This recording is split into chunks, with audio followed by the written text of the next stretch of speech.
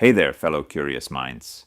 Welcome to today's episode where we're diving into the world of AI agents doing some seriously impressive things in Minecraft. Yep, that same blocky game your little cousins, or maybe even you, have spent way too many hours on. But here's the kicker. This isn't just playtime. We're talking about using Minecraft to build AI systems that can navigate, create, and problem solve like pros. It's all part of something called the Steve series. And trust me, it's as cool as it sounds. The brilliant minds behind this research come from a dream team of institutions: Zhejiang University, University of Washington, Donghua University, and Hong Kong University of Science and Technology. If you want to dig deeper, don't forget to check the episode notes for the link to the full paper and author list. So, why did I pick this project to chat about? Well, the idea behind the Steve series is genius. It's about building super smart AI agents that learn, adapt, and get better at performing complex tasks, one step at a time.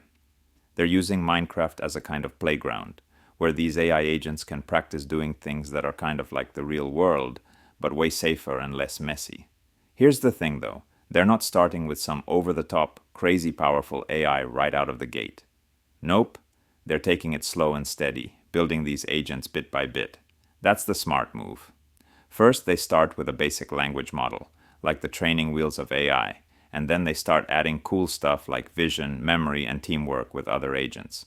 Now, what did those early versions of the Steve agents do? Well, they could do the simple things: collect materials, build basic structures. No Taj Mahals yet, but hey, baby steps. As the project evolved, these agents started doing way more impressive stuff.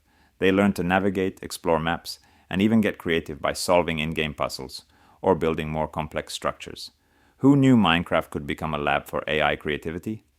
But wait, how did they level up these agents? Was it just throwing more computing power at it? They used a mix of clever techniques. They started with a language model foundation, then added a vision encoder so the agents could actually see what's happening in the game.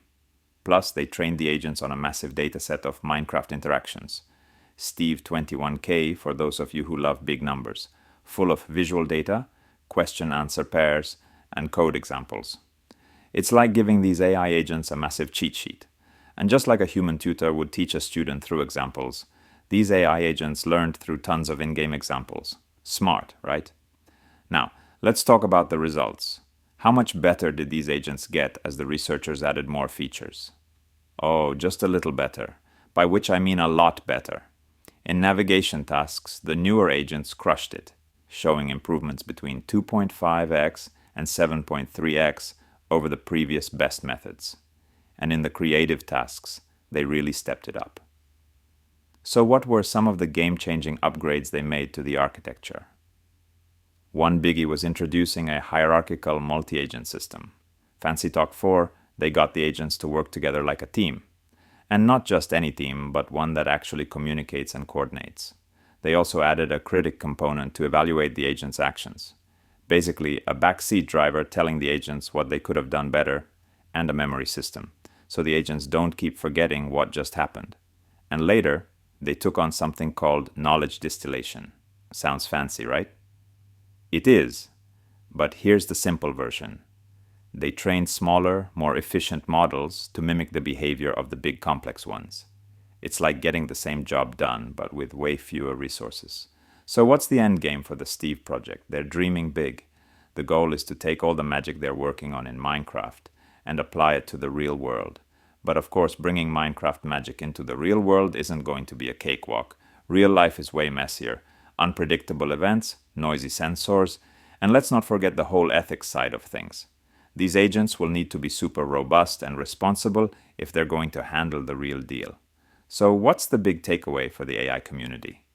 The Steve series shows us that building AI step by step can lead to really powerful systems. By starting small and adding capabilities incrementally, they're able to troubleshoot and experiment in a controlled way. Minecraft serves as the perfect testing ground before they take these ideas into the wild real world. And hey, the techniques they're using, like knowledge distillation, are pretty big contributions to the field. Alright, that's a wrap for today's episode. I hope you had as much fun hearing about this as I did. And remember, we're not just a podcast, we're a conversation. So hit us up with comments below. Catch you next time.